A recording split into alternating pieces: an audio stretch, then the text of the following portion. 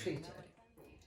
نن غواړم چې په پخلنځي کې یو ډول ډېرې خوندورې د ناشته طریقه در وښیم. دا ناشته عموما په د کرسمس په ورځو کې اروپایان پخوي. دلته په ناروې کې ورته لوسکاتر وایي او دا ډېر یو خوندورې خوږې ناشتاوې دي. لیدونکو دا ناشته چې ده دوی زیات لکه مخکې چې مې ویل دوی زیات په د دسمبر په میاشت کې پخوي او دوی ډېر یو مخصوص کیک او کلچې لري د دې میاشتې خاص. نو زه به دغه یو ډول انشاءالله په راتلونکي کې به نور ډول کلچې هم طریقه تاسو ته در وښیم. نو لیدونکو تر پایه راسره اوسئ. ناشتې لپاره چې څه شی پکار دي دلته ما راخیستي دي، تاسې وینئ په دې میز باندې. د دې لپاره پکار دي له دې مالګې به شروع کړم. دلته تاسې وینئ چې د چای خوړلو قاشق نیمه قاشق هم یعنې وچونډۍ مالګه ورته پکار ده او له مالګې نه علاوه دا ناشته یو کمال بل لري چې بوره ډېره نه غواړي او ډېره خوندوره ده. حتما یې وازمویئ. بوره هم ورته ما ورته راخیستې ده 80 ګرامه او د کومه اندازې لپاره چې ده 80 ګرامه دا بوره ده او ورته پکار ده هم یوه چمچه هم زعفران. که زعفران ولرئ دا اروپایان چې پخوي دا ناشته دغه لوسکاتر حتما پکې د زعفران استعمالوي. رنګ نور رنګ شیرینو دا د خوږو رنګونه نه استعمالوي، خو که زعفران ولرئ یعنې د دې دا انګریډینټس چې ده دا مواد چې دي دا باید همدغسې چې زعفران ولري. او زعفران ورته پکار دي او علاوه له دې نه هم دلته ما ورته 100 ګرامه کوچ راخیستي دي او یو ګیلاس هم شیدې ورته پکار دي.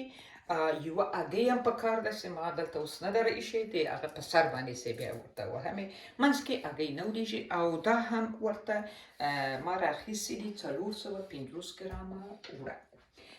علاوه له دې نه په دې ناشته کې چې ده لږ څه ممیز هم پکار دي چې ممیز بیا وبوینئ چې زه یې پرې کېږدم.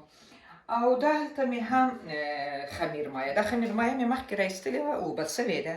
نو که وچه خمیر مایه یې که لمده خمیر مایه تازه یي دا تازه وله خو اوبه سوې ده. دا ورته 25 ګرامه ما راخیستې ده. یعنې همدا مواد ما ټوله دې نه تقریبا 15 ثانیې دا ناشتاوې راځي. نو هغه یې تاسو خپله چې څومره ډېرې پخوئ هغه مواد خو پوهېږئ چې په اندازه به یې ورته زیاتوئ. نو اوس به تاسې ووینئ چې زه دا په څه ډول پخوم. دوستانو راسره اوسئ. نو دا ټول افغان فوډ نورګې ده. نو د دې لپاره زه کله کله غواړم چې بعضې خوراکونه د نارویژیانو هم تاسو ته وړاندې کړم. نو راځئ لومړی به څه کار وکړو. لومړی به زه راسمه دا شیدې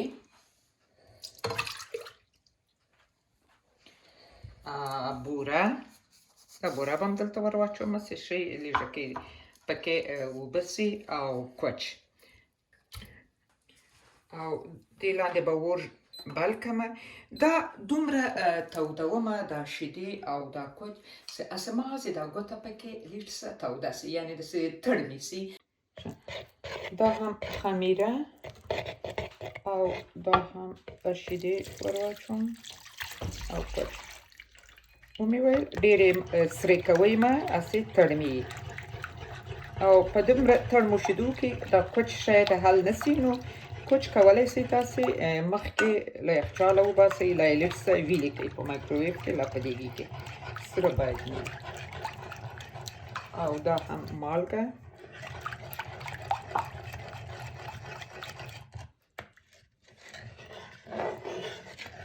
او لاچي هم که ور واچوئ ښه ده. لاچي ور واچوم یعنې یوه قاشقه د چای خوړلو.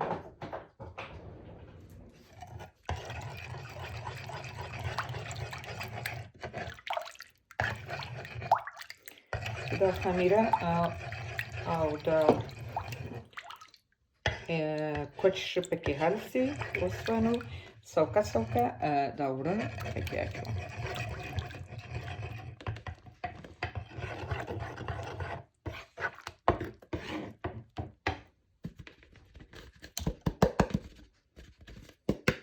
مهمه نه ده چې په 2-3 وارې هم ور واچوئ، مقصد په یوه وارې هم ور واچوئ دا اوړه صحیح ده. او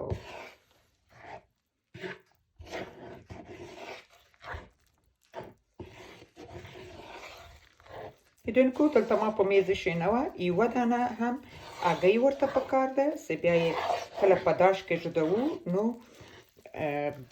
هګۍ باندې به هګۍ به پرې وهو چې رنګ یې ښایسته سي او وبریښي.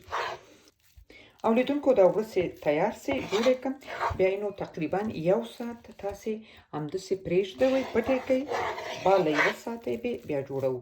بیا د جوړولو په مخکې تر هغه مخکې به داش په 200 باندې به لګوم او کله چې دا جوړ یې کړم او پکې ږدو مې بیا به نو درجه په 180 باندې کړم په 10 دقیقو کې پخیږي. بیا دا ورو ته تشویش مه لرئ دا نه دي چې شته دې وړه په همدې شکل سره لندیږي.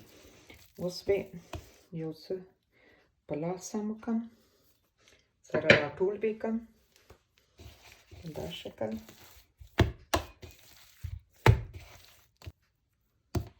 په دې شکل سره دې نه نو تقریبا یو 15 دانې راځي. اوس به نو پټ کړم.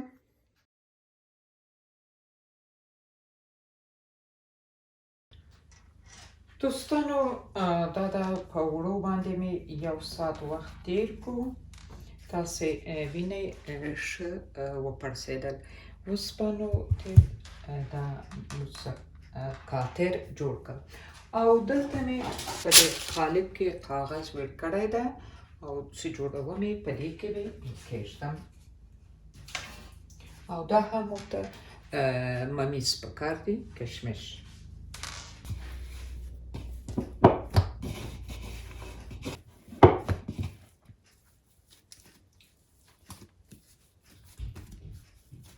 او داش هم مخکې مې لګولی ده دوست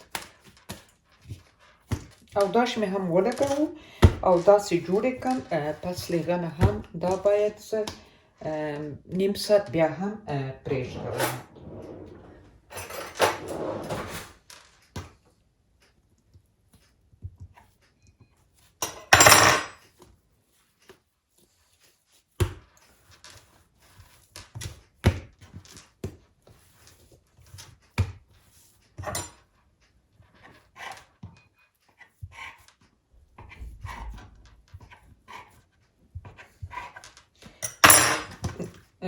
هڅه کوئ وچ وړه مه استعمالوئ دا شنه لینه او ډېر ښه هم جوړیږي اسانه. دا مواد چې په خپله اندازه یا رقم وي نو مشکل نشته د جوړولو یې. په دې رقم سره به تاووئ. دا هم د جوړولو شکل ده دا رقم سره او دلته به هم په داسې ممیز کېږدو.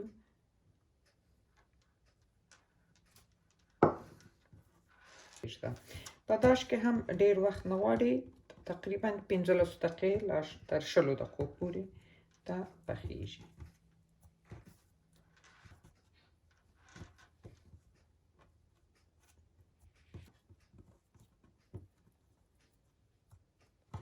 دې کې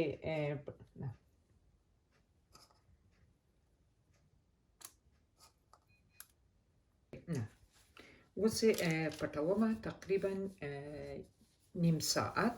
بالا 1/2 ساعت بیا له خیره سره په داش کې کېږدم او بیا به نو پخیږي. 1/2 ساعت یې باید نورې هم استراحت ورکړي. دښمنان دې تل برباد وي د میندو ازاد یم د وطن دې تل ازاد وي. لیدونکو دلته مې یوه دانه هګۍ راخیستې ده چې په دې کې به تقریبا 1 قاشقه غوړي ور اچوم. یعنې یوه قاشقه غوړي مې ور واچول. دا به حل کوم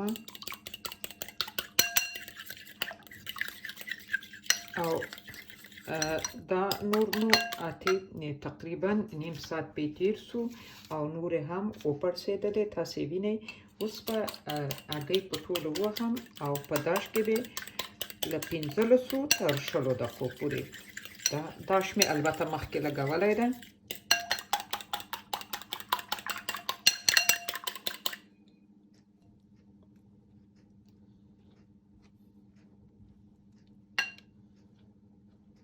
غواړئ چې 2 پتنوسه پاخه کړئ نو همدا مواد دوه چنده کوي. دا خو اوس ما صرف د 15 دانو لپاره پاخه دي. اوس به یې زه په داش کې کېږدم او بیا چې پخیږي تاسو به وبینئ. دوستانو دا هم د ما د نن ورځې دا خواږه چې دا ورته لوسکا کې